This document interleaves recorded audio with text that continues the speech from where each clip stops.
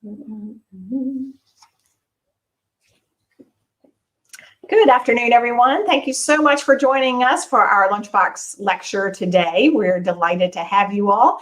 And just a quick reminder before I introduce our guest today, I just want to let you know that if you miss any part of today's lecture or any of our previous lectures, please just go to the National D-Day Memorial website, our Facebook page or YouTube channel, and you can access our lectures at any time. And we encourage you to do that. We've had some wonderful lectures over the past year, and you can go back and watch them at any time. So I hope you will do that, and hope you'll also mark your calendar for our next Lunchbox lecture, which is May the 6th. And on May the 6th, we are going to have a representative from the Liberty ship, the SS John W. Brown. And this is one of only 2 fully operational Liberty ships still in existence, and we hope that you'll be able to join us for that, because I think we're going to be taking a virtual tour of the Liberty ship. So that promises to be really, really interesting, and we'll have a discussion on its history as well. So join us for that on May the 6th. And we have a host of events coming up. It's a busy time. We have a mix of in-person and virtual events that are occurring over the next month. So I do hope that you will check our calendar and put those on your calendar. And of course, one of the most important events coming up, our 77th anniversary of D-Day. And we will have some events on site, as well as some virtual panel discussions with some very renowned historians, and we want you to go to our website and check out information on that, and please join us for those. So I'm happy today, however, to introduce to you a friend of ours who lives in Normandy, France, and he will be working with us over the next year on a number of lectures he will be doing for us from France. And we thought that was so important, because there's so many topics related to certainly the cemeteries and D-Day itself, where we want to be able to just bring you there. A lot of us can't travel right now, so we're going to go to France and certainly bring you to some of those very important sites that further tell the history of D-Day. So we're excited that Florent Plana, who is, again, a friend of ours, he's a French native, has a passion for World War II history. He's traveled around the United States. For 3 years, he spent traveling the United States, actually interviewing World War II veterans. And he interviewed something like 800 World War II veterans and collected their stories. And so very important that we have all these various stories that he worked so hard to gather over the years. And he also previously worked at the American Normandy Cemeteries, a tour guide, and also for Bayou Shuttle tours, doing tours of the battlefields there. But I'm happy to report that he now owns his own tour company there with his wife, Jenny. And for those who may not know, Jenny used to be our director of site operations here at the National D-Day Memorial before they got married, and now they operate this tour business in Normandy. And I encourage you to visit their website, because not only does it tell you about their business, but also you can share and see many of those veteran stories that Flo has collected over the years. They're very moving, very inspirational. And their website we do have on our description here, but it's WWII and I hope you'll go on there and learn some more about all those wonderful veterans that he has spent so much time talking with over the years. So we are really excited that Flo is able to do this topic today, because it's one that I believe is often overlooked in the history of World War II. And that has to do with our grave registration units that existed during the war, how they came about, how they operated, and just how critically important they were. Of course, we have a keen interest of that here at the National D-Day Memorial, because we spent over 20 years researching by name all of those who died on D-Day. And of course, much of that information came from those individual deceased personnel files that these grave registration units would gather and collect that information, so that we would know indeed who died on D-Day, for example. But throughout the war, it was quite a task. And so Flo today is going to address the history of the grave registration units, how they came to be, and certainly their impact in Normandy and around the time of D-Day. So without further ado, I'm going to let Flo share that history with you. And then at the end of today's session, I encourage you to be thinking about questions, and you can enter those into our chat feature, and we will talk to Flo at the end of the presentation. So in the meantime, enjoy.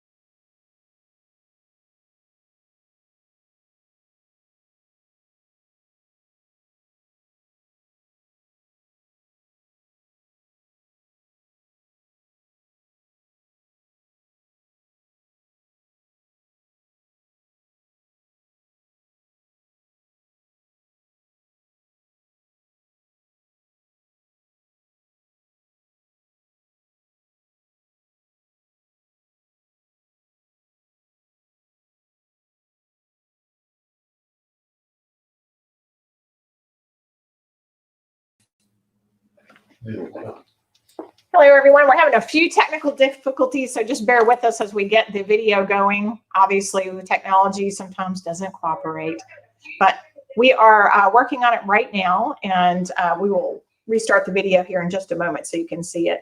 Obviously, there are also always challenges, especially when we're doing something live or something from France. So in just a moment, hopefully we'll get that going. Just bear with us for just one moment. And we'll see if we can get that working. We don't want you to miss it. It's absolutely fascinating. Flo does such a great job. And like I said, he's interviewed some of the veterans who were in these grave registration units. And it's a history that you don't often hear. So we want you to be able to watch that. And I think he has some footage throughout as well. So bear with us for just a moment.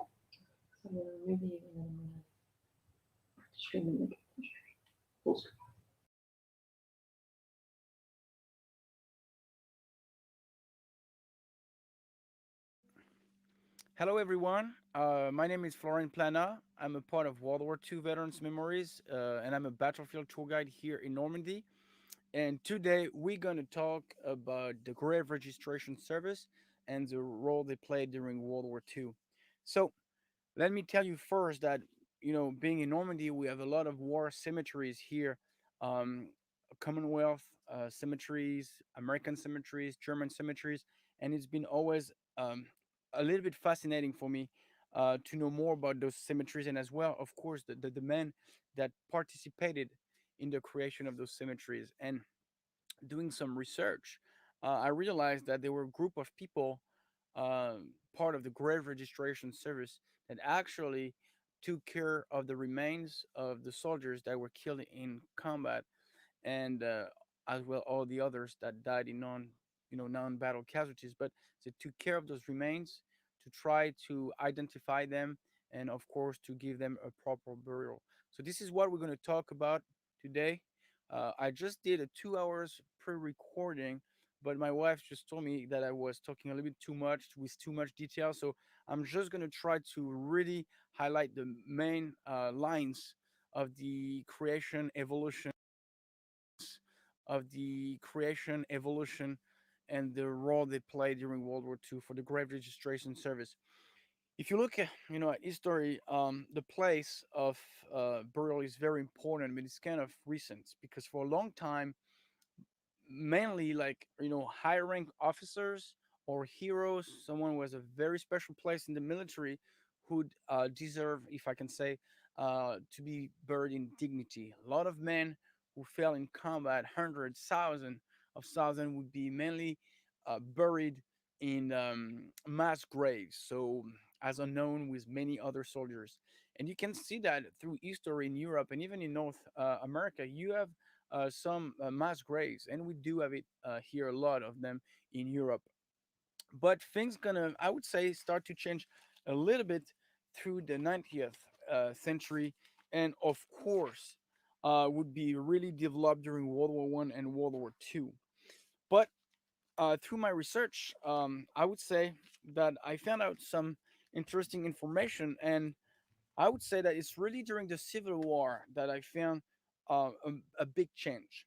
First of all, um, the the American Civil War General Order number 33. So it's from the government. It's from the uh, up.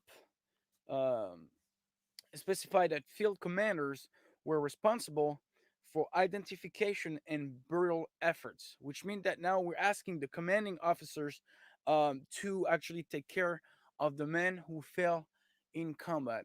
So it's kind of a change because now we're trying to identify and bury the men, no matter which rank you are. You deserve a place of remembrance to be buried with your name of on the grave. And we can see on the same at the same time that soldiers are a little bit worried.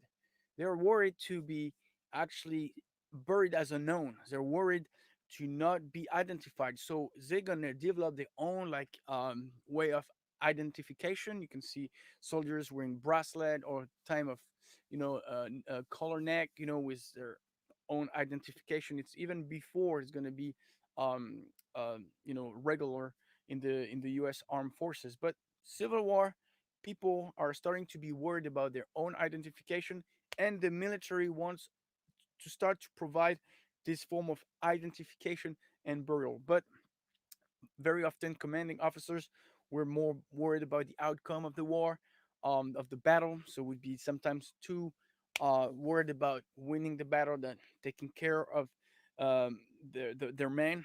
It was just a battle. So sometimes there were different priority, but once they could, they were trying to as much as they could to bury their men to identify them. But sometimes it was a little bit difficult.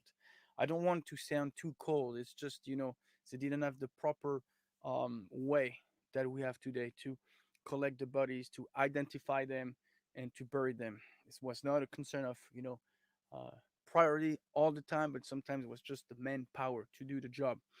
You can see that during the Spanish American War and the Philippine American War. So it's at the end of the 20th century with the Spanish American War in 1898. And it's very interesting because it seems that it's the first time that the United States Armed Forces, going to try to bring back the remains of the soldiers back home, the one that fell, during those wars. And it's very interesting because you can see that now the evolution of the how can I say that um, the care of the men who were dying in combat. So that was very important for me through the research. I found out, that taking the time to bring back the remains back home was a very very new for the time. Um, Another moment I would say in the story that was very important is 1906, because actually the by General Order 204, the United States government decided upon a circular aluminum disc to be worn as identification tag for the men who would be, in the service. And you can clearly see that during World War One, the military service member um, were wearing those military dog tags, and not one but two. So, which is I would say a marking point in the history of the grave registration service is 1917. So, as I said, I'm just giving you the highlight. I wish that we could go in more details, but there's so much information. But 1917, General Order 104. Um, so it's really several months after the United States entered World War One. But in August the 7th, 1917, we are creating, by the request of General Pershing, the Grave Registration Service. And this Grave Registration Service going to be within the Quartermaster Corps. Okay, and it's important to mention General Pershing, which is actually the one that created that group of men, service grave service. Um, sorry, grave registration service. But it's very important to mention as well Colonel Charles C. Pierce, because he's going to be at the head of the newly created grave registration service uh, unit. So those men were actually deployed to France and were actually in charge of collecting the remains of the soldiers that have been killed. They were in charge of identifying them and burying them. So that was a very difficult task, as you can imagine. But this time, first time, I would say that we have a proper unit with all the organization and all the different tasks that are going to be like divided to fulfill these missions. Very important numbers. 1919, so that's just after World War One. It seems that we have 350 officers of the grave registration service and over 18,000 employees that are working with this special group. um, I would say that World War One is really the beginning, and we can see the success of the grave registration service because, according to the several research that I did, um, so we have over 110,000 American soldiers that died during World War One, and it seems that there are less than 2%, approximately 2%, that are unknown, which is the first time that we have so many men who died in combat who are going to be identified uh, and finally buried with their names, on the cross. So it's a very important thing to say. So it's important to mention the fact that you know we talked about the Spanish War where the American soldiers were sent back home, but actually during World War I we're gonna give the option to the families, and it's very important because we have a large number of American soldiers that fought during World War I that gonna be actually buried here where they fell. They're gonna be buried with other soldiers in permanent cemeteries, but another numbers of American soldiers going to be sent back to the United States to be buried in local cemeteries or national cemeteries. And if you look at Quentin Roosevelt, so the president of Theodore Roosevelt, he died in 1918. And actually, the family decided that Quentin Roosevelt would be buried in France. He was a part of a aerial, unit, and he died. He crashed, in 1918, and he actually was buried in a cemetery on the eastern part of France until 1956, when he was brought to the Normandy American Cemetery to be buried next to his brother Theodore Roosevelt Jr. that died in 1944. It's another story, but very interesting to see that actually a lot of American families decided to leave their beloved ones here on the land where they fought and died. So the same time, it's interesting to see that we're taking care of the remains of the soldiers. We're trying to find their names. We're trying to really bury them with dignity. And at the same time, we have the creation of war graves organization. Probably heard about the American Battle Monument Commission. If you've been here in Normandy, we have the Normandy American Cemetery, we have the Saint-James Cemetery, and the American Battle Monument Commission is in charge of these two cemeteries, and all the others outside of the United States, military cemeteries outside of the United States. But a lot of other countries have their own war graves organization. So the Germans have the Volksbund Deutsche Kriegsgräberfürsorge. I'm very sorry for my Germans; it's very bad. This one is going to be easier to say. It's the Commission Nationale des Sépultures Militaires. It's for the French. So this one was created in 1918. The German 1919. The Commonwealth War Graves Commission for the British was created in 1917. And as we said, the American Battle Monument Commission was created in 1923. So not only we're taking care of the remains and the soldiers that fell in combat, but now we have a proper organization taking care of the cemeteries. So you see, it's very the evolution of the way we're treating the soldiers that fell in the war. In between World War I and World War II, I would say that we don't have much happening because it seems that the grave registration, what kind of disbanded, was not really existing anymore, and it's very sad because during World War II, when the war started, you can really see that it's going to take a lot of time to reorganize the grave registration service. It's going to take a lot of time to activate grave registration companies to make them ready to go into battle. I know that in 1940, their technical manual that was published, 10297, and in this manual you see the how to supervise the identification and burial of the dead, how to collect and dispose of the personal effects of the soldiers, and locate and register battlefields, burial, and cemeteries. Just before Pearl Harbor, we have the technical manual 10630 that has been redrafted, and it's just a few months before Pearl Harbor, and it explains in detail the different techniques to recover dead soldiers. So we have those manual, but you're gonna see that really the process to reactivate units and to give the proper training for the men of the service, grave registration service, it's another story. Like what we have right now, it's manual, it's peppers, and it's gonna take a lot of time to for those units to be as efficient as the grave registration service was in 1917, 18, 19. So you can see that in Europe at least we have an increase of the troops overseas, especially 42, 43. November the 8th, 1942, that's the invasion of North Africa. We have American units involved, British, we have a lot of Allied units. But which is interesting on the American side is that we don't really have proper grave registration units to follow the infantry units. We have, I would say, selected groups of men who receive the task of collecting the remains of the soldiers. They're going to try to identify them and bury them.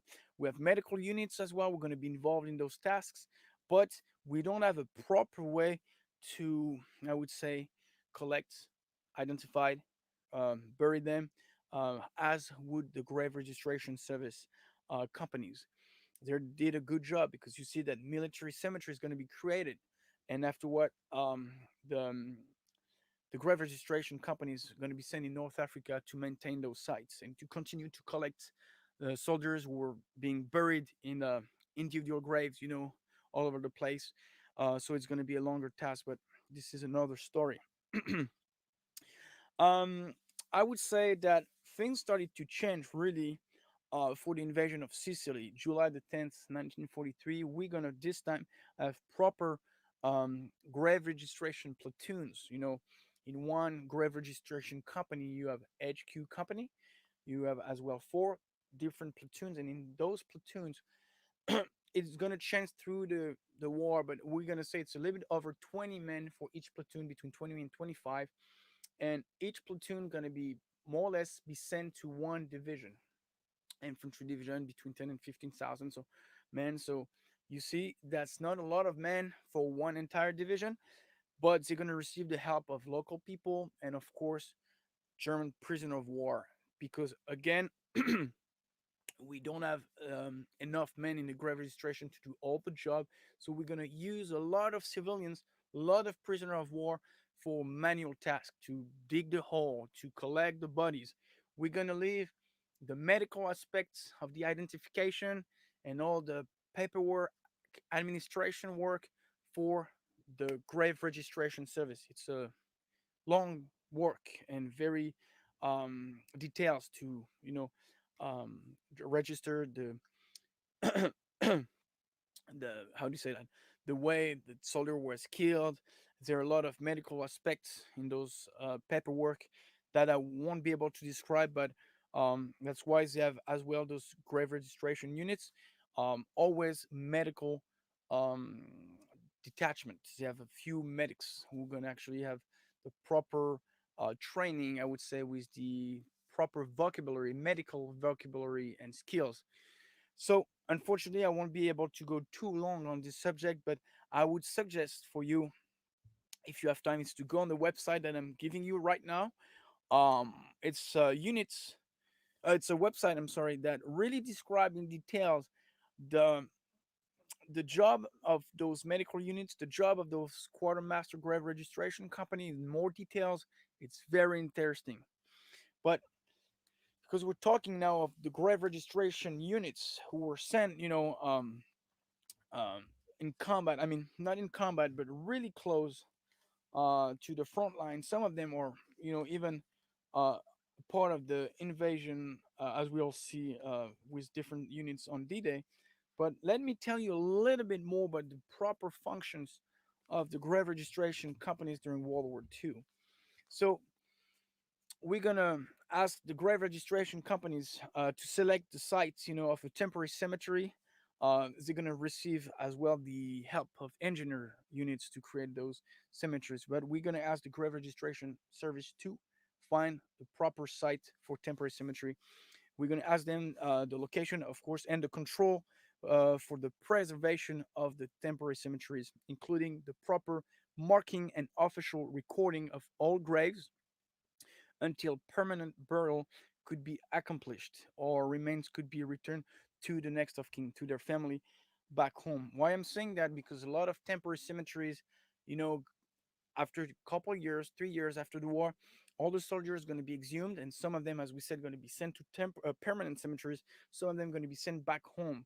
So we need to make sure that we have a data with all the graves. We need to know where each soldiers are buried, because we could have some confusion, with all the movement of the remains, and we need to make sure that We know where every single soldier is buried. Again, it show you how um, how can I say that detailed and how careful the grave registration service was to make sure that the man would be, identified under the graves. We asked the grave registration to have proper burial of all dead in accordance with existing regulation, reducing the number of isolated or single graves to minimum. We don't want too many single graves everywhere.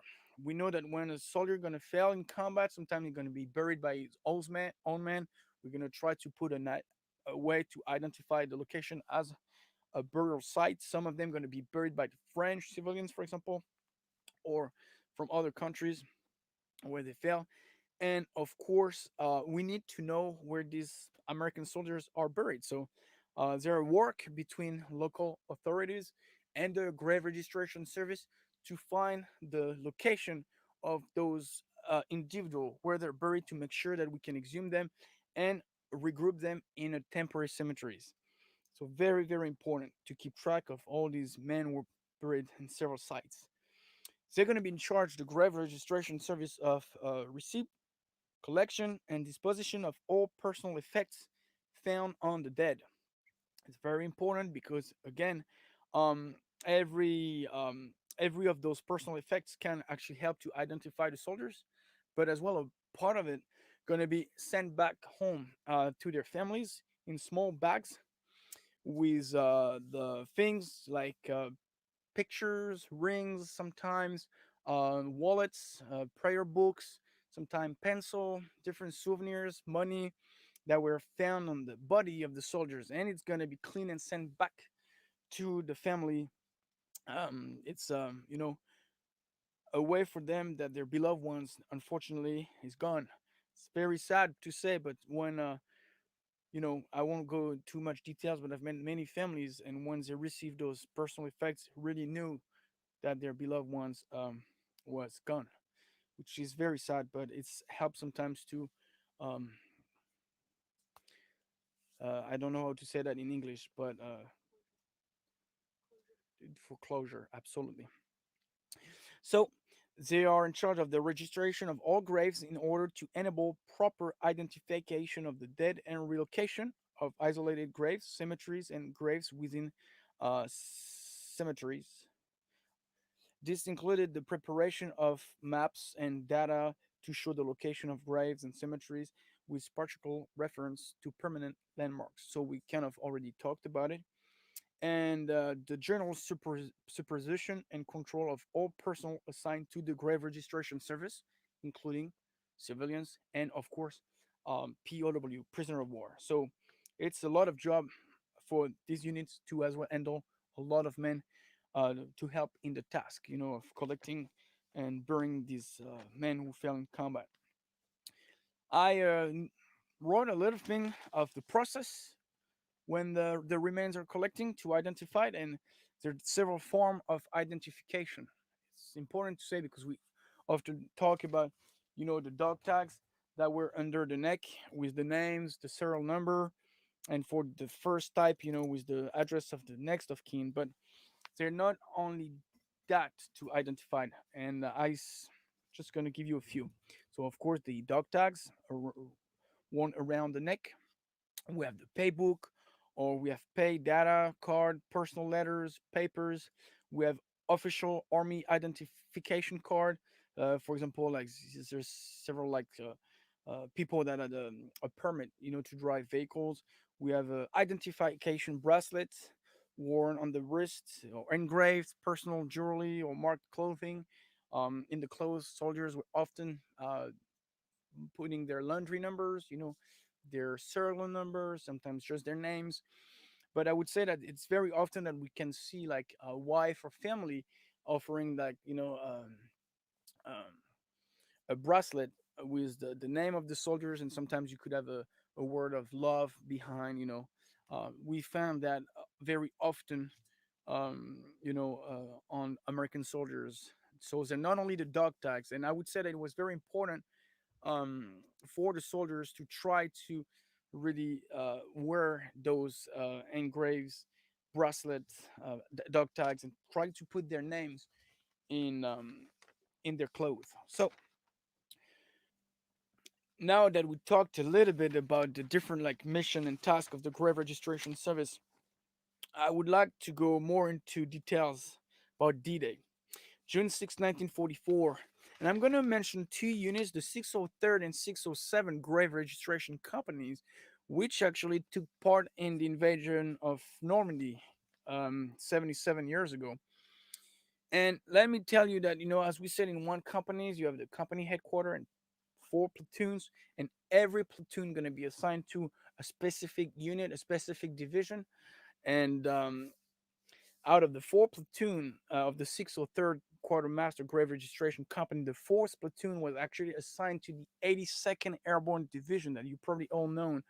Um, took part in the invasion and were dropped behind Utah Beach during the night of June 5th, June 6th, 1944. And an incredible story of an individual by the name of Sergeant Herbert E. Legg.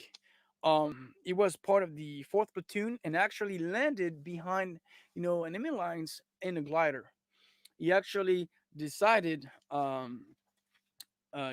decided, but he actually received the mission to create a temporary cemetery in the vicinity of Bleauville. It's just south of Sainte Marie Église, and actually him with the help of French civilians as Mister de la Rue that was living in a farm just next to the field where he created the temporary cemetery, and with the help later of other American soldiers and POW German prisoners, he created these cemeteries where hundreds and hundreds of American soldiers and German soldiers would be buried in the first stage of the Battle of Normandy. So again, there more information online. I'm just gonna put the name of this gentleman and his picture. If you Google him, you will find a lot of information. It's gonna give you an idea of those first individuals of grave registration companies that took part in the invasion, with that specific mission of collecting soldiers, trying to identify them, bring them, but of course select a place to create those first temporary cemeteries. So most of the 603rd grave registration company actually landed after D-Day. And one gentleman that I was very fortunate to meet by the name of John Mose landed a few days after D-Day and received the difficult task to collect the remains of soldiers that perished during the invasion of Normandy. So I'm gonna let you watch this video clip that we actually produced last year for the Département de la Manche, and it's even better to hear the voice of one of those men that received that difficult task 77 years ago. So we got there, and our group didn't get offloaded for 3 or 4 days after the invasion started, and then we was out mostly out in the field picking them up. Where the airborne landed everywhere and all scattered. And we were picking them up, and there was hundreds of them to be buried. Civilians helped them start digging the graves and whatnot until they got the German prisoners. And afterward, German prisoners dug them all. And we combed the fields, and they brought them into collecting points, and then we transported them to the cemetery. We just take them in, and then there were people in there that made up all the identification and filled out all the forms and everything. But personally, I didn't have nothing to do with that. I was more or less out with the collecting team the whole time. I can recall at one time we had 109 on a truck transported to the cemetery. That's a pretty good load. We had one guy in our unit picked up his brother at the hospital. That was pretty tough. And I'll tell you another thing too. Just like when they discharged us, they didn't offer us no counseling, no nothing. You just on your own. And today, what would you do today if you went through that?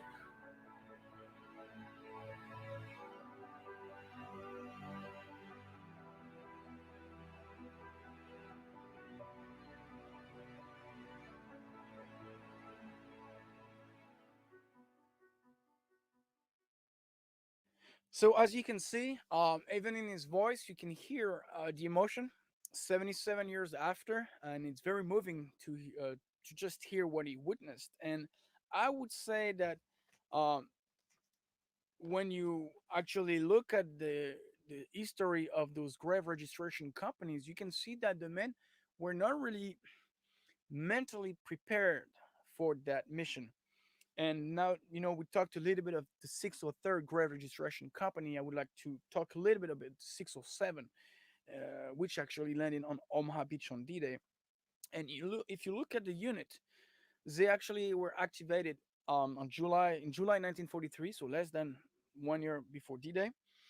They received a lot of physical training. They were trained under cold and rainy temperature. They were like in charge of, like, I mean, several like exercise and surprise evacuation. So they built up the unit in order you know to go overseas for their special mission. But most of those men were drafted. They just finished high school. They were drafted. They didn't volunteer to go in a unit such as the grave registration company. So these men didn't have any experience in morgues or anything like that. Look at the men who were there. You see their background. Most of them really did not have anything to do with death, morgues, or such a job. So that's one important thing to say, because how can you be prepared for that? How can you be prepared to be sent overseas to just collect remains of dead soldiers who land, step on a mine, killed by a sniper? Some of them were going to actually lay in, fields for days and days in hot temperature. They're horrible things that in this presentation I cannot even, um, you know, understand. And it's something really hard to believe, like to imagine. Only these men can really see um, and understand what it is to be a part of a grave registration unit. But the 607 grave registration company um, actually was part of Operation Tiger. One platoon was a part of Operation Tiger that you're probably familiar with. April 28, 1944, a convoy of American soldiers were attacked by German boats. Sorry, and actually that's a terrible terrible event, because 946 men, yeah, over 900 men perished during that exercise. And actually 16 men from the 607 grave registration company perished as well. So it's probably something that you never heard about, but yes, the grave registration company have a lot of casualties during that exercise. And actually the first platoon then was not assigned to any unit on D-Day because of this tragic loss. The other platoons were assigned to several units that landed on Omaha Beach and Utah Beach. And actually, the first elements of the 607 landed on Omaha Beach at 3:30 p.m. on June 6, 1944, which is very interesting. I think it's important to mention it because it don't really receive any or enough credit. Is all the African American troops that were actually helping the grave registration companies to fulfill their mission. A lot of them, I'm talking about hundreds of them, helped to collect and to bury the soldiers that fell in combat. So it's very important to highlight those troops that helped um, the seminars to be what they are today. It's very important to talk about it, and maybe it would be the work of another lecture just to talk about these men and their job assisting the grave registration units. So, if we start to talk about that, the burial of the soldiers, you can see that a lot of temporary cemeteries were created in Normandy, but as well all over Europe, all over the world. And those temporary cemeteries were, I would say, created and were under the maintenance and I'm sorry, under care for several years until, of course, some of them were the remains were sent back to the United States or sent to a permanent cemetery 47, 48. And we have actually the platoon of the 607 Grave Registration Company that going to create the first temporary cemetery on Omaha Beach on June the 7th, the one who is actually just under the bluff in near Saint Laurent sur Mer. And there are several pictures that I'm going to show you. It's very famous. Now they're like a monument to mark the site where these men were first buried just after D-Day, just the day after. We have another cemetery going to be created by the 607 Grave Registration Company in Saint-Laurent-sur-Mer, and which is kind of interesting is that um, it's actually almost in the same location that the one at Colville-sur-Mer. If you look at the pictures and the maps, you can see that really the cemetery of Saint-Laurent-sur-Mer, as you can see, was really touching the one that we know today, Colville sur Mer, the Normandy American Cemetery, which was actually created after, starting, if I'm correct, in 1948. The last platoon of the 607 Grave Registration Company actually created another temporary cemetery just behind Utah Beach, just a couple days after D-Day. And you can see that all, during the Normandy campaign, all the grave registration company, several going to land after D-Day. And every time the front line was moving, we're going to create permanent cemeteries following the front line. What? Temporary cemeteries. I'm sorry. So all you know, the grave registration companies were following the troops to create um, temporary cemeteries all over.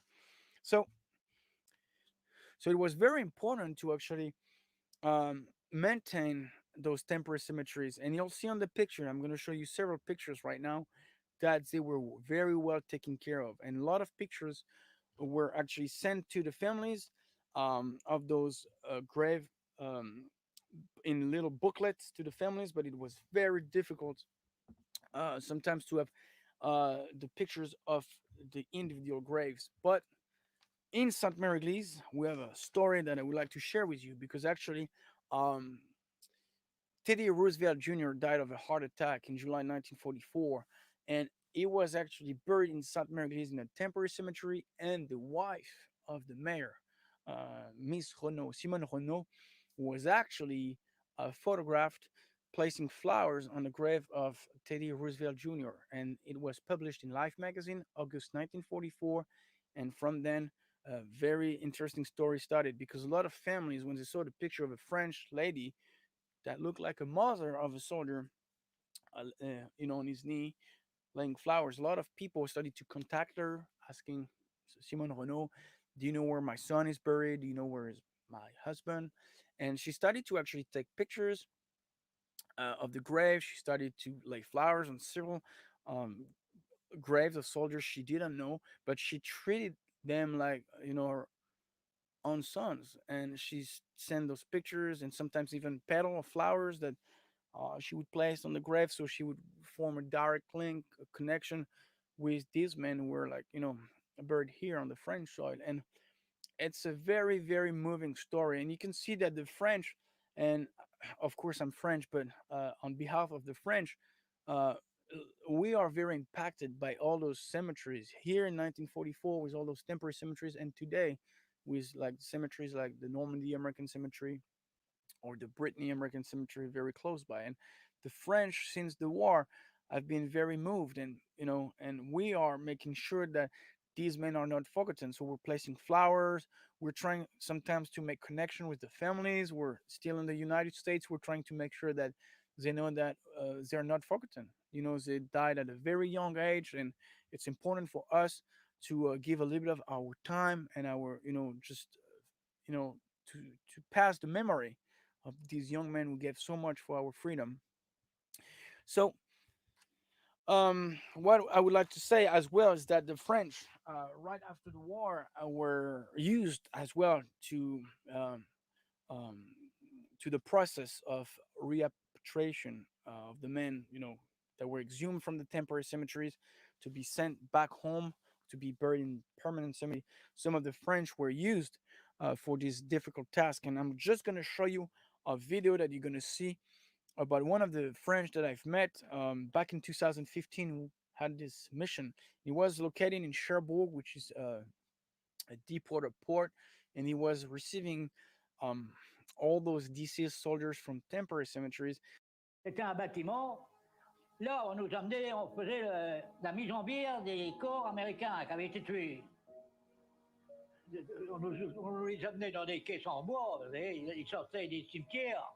On les amenait là dans le bâtiment, et il fallait les prendre et les mettre sur la table. Et il était pas beau à voir, et non, il était beau. C'était pas beau, ils étaient tous enveloppés, soit dans un parachute, soit dans un truc, ils étaient tous enveloppés. On les sortait de là-dedans, on les mettait, comme je vous dis, sur la table. Et là, il fallait les déshabiller, les déchausser. Ça, c'était ce qui m'a marqué le plus. On avait quatre tables où c'est qu'on allongeait des morts, on nous les amenait, on mettait d'abord une couverture, un drap sur la table, et là, on était deux Français par table et deux Américains. On déshabillait les Américains en découpant tout ce qu'on pouvait. On recherchait d'abord sa plaque d'identité. Il fallait qu'on fouille pour trouver la plaque d'identité. On mettait dans un beau cercueil. C'était beau le cercueil. Bon. On mettait là-dedans. On en faisait 4, on en faisait une dizaine par jour. Ah oui. On en faisait une dizaine par jour. Et puis après, je me suis fait embaucher dans le même matin, mais pour conduire un élévateur. Alors là, je transportais les corps dans les cercueils, là. C'était moins dur pour moi. Et après, on emmenait ça à la gare maritime. On les emmenait à la gare maritime pour monter sur les Liberties, pour repartir en Amérique. Sur les Libertés, on en mettait 5000 à chaque fois. 5000 cercueils qu'on mettait là-dedans. Un cercueil pesait 250 kilos. Enveloppé dans une caisse en contreplaqué, vous voyez. On ne voyait pas le cercueil. Il était dans une caisse. Donc les gens ne savaient pas ce qu'il y avait dedans. Mais c'était des cercueils.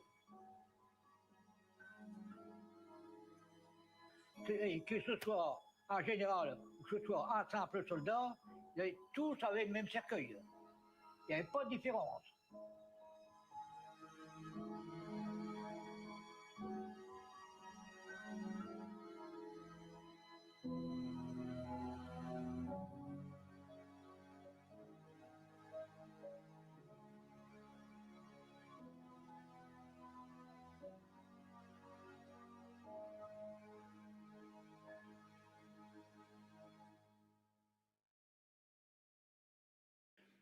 So to put an end to this presentation, I just would like to say, thank you for the grave registration service members who actually took part in very difficult tasks. And thinking about John Moss and all the men of these units who actually probably did not receive the proper help when they came back to the United States. It's mentally challenging to witness all these terrible things.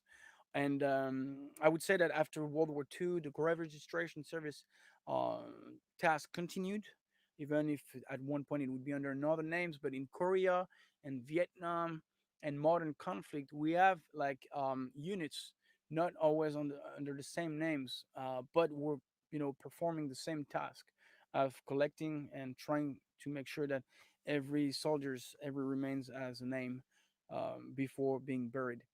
So I'm gonna let you now ask some question.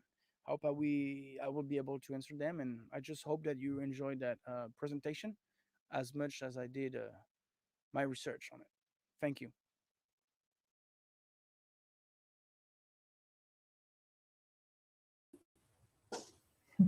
Hi, everyone. Oh, Flo, that was Hello. Very moving. I think everyone will agree. My goodness, the video you have there at the end, especially, very touching. And all I can think about are the mothers and the comfort that was brought to these families, and truly through all the efforts of the grave registration units. And I've got a couple of questions. I know we have several questions that have come in as well. But first of all, fantastic presentation. Thank you again for doing that for us. Thank you. Thank you. And I'm very intrigued about the cemetery at Lacombe with the German fatalities, and just curious because I know there's something like over 20,000 Germans buried in that cemetery. Can you talk through a little bit of the process of how those fatalities were accounted for? And Yes, indeed. Because actually, I realized that in the presentation I didn't talk enough about it, but the American Grave Registration Service actually took care of many German casualties because the German troops were often retreating, and there were a lot of German soldiers that were everywhere in fields around the roads, and the American Grave Registration Service started to take care of them. And actually, in a lot of temporary cemeteries in Normandy, we have German troops. And I might actually say something about the cemetery of Bleauville, because in the presentation I said that there were Germans and Americans, and I think that's one of the only one where actually they were just Americans. But anyway, the cemetery of Lacombe, for example, is a German cemetery today, but it was first of all an American temporary cemetery. So the American Grave Registration Service created that cemetery with like thousand and thousand American troops, and as well thousand and thousand German troops. But they were not really buried together. There was a separate plot for the German in the back. Which is interesting is that a lot of 29ers, members of the 29 Infantry Division that actually died in the area were buried there. So we have a large numbers of American soldiers there from the 29 Infantry Division. It's very less known, but actually after the war, most of them were exhumed. I'm not sure about Lacombe, but it's mainly like 46, 47, 48 that the soldier were exhumed. So it's probably at that period of time. And the American soldiers were brought to the Normandy American Cemetery at Colville-sur-Mer or sent back to the United States. And actually, we started to bring more and more German troops. And so now the cemetery of Lacombe have over 21,000 soldiers that serve under the German army. So it's very less known, but it was, first of all, an American temporary cemetery. That's fascinating. I don't think a lot of people realize that. And encourage anyone, when you go to Normandy, it's fascinating to walk through Lacombe and see the cemetery there. But interesting history. That's great. I think I've got a number to tell you because I used several books. The one book that I would recommend is, it's in French, this one, but it's from Antonin de Sainte-Mère-Église, Un sanctuaire américain en Normandie. It's a great book about, those temporary cemeteries and the grave registration units.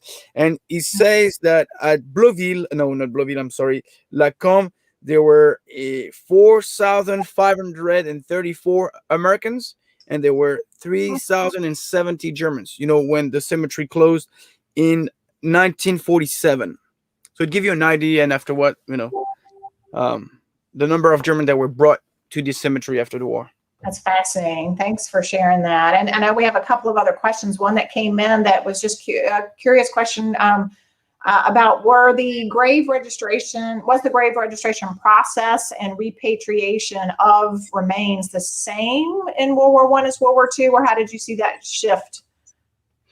So, for me, that's kind of the same. That's there sometimes some missing information about grave registration units. There not a lot of research, but according of what I've seen, and found on several books and online, that was the same process. They were all buried in temporary cemeteries. And first of all, when we created those cemeteries, we knew it was temporary. That's why we already call them temporary cemeteries, because we knew that it was not permanent. At one point, we would regroup them. And during World War I and World War II, we gave that option to the families. So it's kind of the same process. The family would make that decision. Do I bring my son back to the United States? Maybe he could be buried in a national cemetery like Arlington with thousand and thousand other American soldiers, or it could be buried in a small town, like for example Bedford, Virginia. I know you have several like Bedford boys and other servicemen buried there. And the other option during World War One and World War Two would be like to leave your son there, thousand and thousand miles from your country, and I would say knowing that you would never see the grave. And that's something that always fascinated me. And I asked Lucille Hoback. I always ask the question, why, did you leave your brother, your family, your loved ones overseas? And I know that for Lucille, she mentioned the fact that Raymond Hoback was on the wall of missing, so it was impossible for the family to bring back, Bedford Hoback, because it means that they would separate the two brothers, and that's one of the reasons, and there are many other reasons why you would leave your husband, your son, overseas. But it's the same process. The family gonna make that final decision to leave the remains or to bring them home. So I don't know if I answered your question, but you did very well. And this was something that I actually had thought about too. And we have a question from Carl who wants to know what do you happen to know, was there a disproportionate number of African American soldiers in these grave registration units? So it's kind of tricky. It's a tricky question because I would say that there were a lot of quartermaster units that were not grave registration service units that would be assigned for temporary missions to, like you can see in some of those pictures, guys guarding the POW, like they're guarding the prisoner of war during their mission of digging the graves. You're gonna see African Americans that are gonna be helping to collect, and I can personally tell you the numbers, the proportion, because I guess several temporary cemeteries going to use more troops to help them.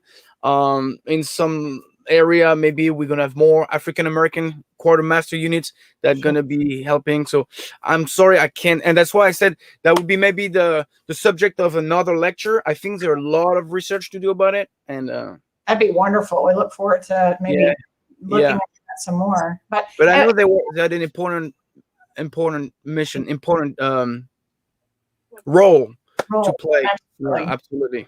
Yes. Well, and as you kind of alluded to, Flo, most of these troops who were part of these grave registration units, they were they were chosen to do these. They didn't necessarily volunteer. It was, and so I think for so many of them, quite shocking the things that they saw, what they had to do. And I wondered if, going through some of the testimonies and the accounts that you've seen, the psychological toll that this took on those men. I was reading, and I just came across this one yesterday, but I read a quote from a soldier who said, "Not many of us were killed, but we died in different ways. The work was nightmarish, and it ate at our hearts, cracked some of us, darkened the spirit of others, and numbed the rest." And I thought, wow, that's very powerful, because of just imagining what they saw day in and day out, and really no way to deal with that at the time. The impact that would have on their lives. But have you come across other testimony where they talked about that? And so it's interesting that you just mentioned that, because honestly, what you just said was very powerful, and I can see that in what you're saying, because there's some veterans that I've met, you could see that a part of them was gone. It left them on the battlefield. And I mean, with all the respect I have for John Moss and this difficult task, I could see that there was still something in him that was bothering him, and when we were talking about it, he said that's something you cannot forget. That's something that you cannot, and he still, I mean, I'm sorry to say that in live, but it's important to say the truth that a lot of them, like John, sometimes have nightmares, and it's very difficult for them. And I cannot even imagine, that's why I said that in the live, what they went through, and with no mental help after the war. There's another veteran that has been recently interviewed in California. Is from the 6 or 7 grave registration company, and it's not the one that was back in Normandy a few years ago. I forget his name. He's producing some documentaries. It's another one that was like in the shadow, and he was in the 607 grave registration service. And the guy that recorded him said it was the most difficult interview that he ever done since, like, he started like over 10 years ago, because he said that every time he was saying something, every time he had a memory that was linked to death. There were no, like, even if maybe there were some funny stories, most of the time everything was brought back to like, collecting bodies, burying them. There were always death everywhere. And yeah, as you said, a part of them probably like died, when they were here. It's impossible to survive it with no like impact. And Flo, we had a question about, can you recommend an internet source for maps of the temporary cemeteries? So actually, it's a French website that I used for this live. I don't know if you can still see me. We can see you. Yes. Temporary cemetery Normandy. It's a gentleman from Normandy who was actually doing a fantastic job collecting so many stories, and I think, yeah, I'm sorry, I don't have it right now with me, but I will give you the link. That'd be great. Yeah, there were a lot of them in Normandy, but today, we just for you to know, a lot of people think that we only have one cemetery in Normandy, but we have two. There one other cemetery near the Mont Saint Michel. It's the Brittany American Cemetery. So a lot of the people buried there, a lot of the American soldiers buried them, were killed in Brittany, but not only, as well in the southern part of Normandy. And it was just something to say, because very often when I go there are no tourists, no visitors, and there are a lot of young American soldiers buried there. So if one day you have a chance, you go to the Mont Saint Michel, 30 minutes from there, you have the Saint James Cemetery, and yeah. Wonderful. Oh, yeah. No, I just wanted to mention briefly this. It's a wonderful book. I mean, if you have an interest in what we just talked about, this book by Constant Lebastard is from the Normandy American Cemetery, and it really describes a lot of what we talked about: the grave registration service, the creation of the temporary cemeteries, the creation of the permanent cemetery of Colville-sur-Mer. It's a great book, and there are many other books that I've used, but it's hard to just talk about all of them. But now that's a great, I have that actually. It's wonderful. Yeah. Yes, Yeah. highly recommend that one as well. And we had a question come in. Do you know the proportion of the soldiers sent back home approximately? Is there? Approximately, we talked about 60%. Like, Okay. for what I know, like at least for the Normandy American Cemetery, we have about 60% that were sent back to the United States, and 40% are buried here. But just that, for me, a lot of people say, oh, it's, a lot of them came home, but 40%, it's still a lot, quite a lot, knowing that you will probably never see the grave of your son or your husband. So we have like over 9,300 soldiers buried at the Normandy American Cemetery, mainly American soldiers, of course. I know they're one Mexican, the Mexican nationality, and other nationalities, but 99% are Americans. And all those American soldiers, their beloved ones, they knew they would never see the graves. And it's very moving. So that's why I said a lot of French are actually adopting those graves, if I can say that, making sure that at least once per year we're placing flowers, we're trying to find their pictures, trying to connect with the family. And very often on Facebook, I can see like, people that cannot attend, the D-Day ceremonies, they cannot come to Normandy, and they're asking if there's some people that could take a picture or placing flowers, and you have always like tons of answers.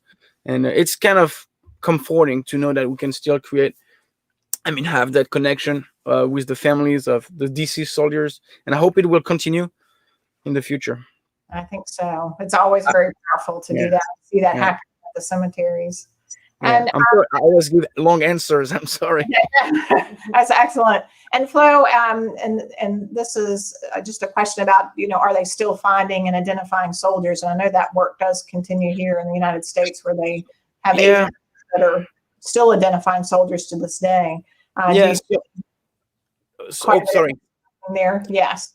So, I would say, let's be honest, the American Grave Registration Service, after what became the American Grave Registration Command, and they were, after the war, still in touch with local authorities, trying to get the more information they could from local people about individual burial, to know, if American soldiers were by any chance buried in the area, and they were really using the local to know those information. And it took a few months, even few years, to actually collect even other soldiers that we didn't know where they were buried in 44.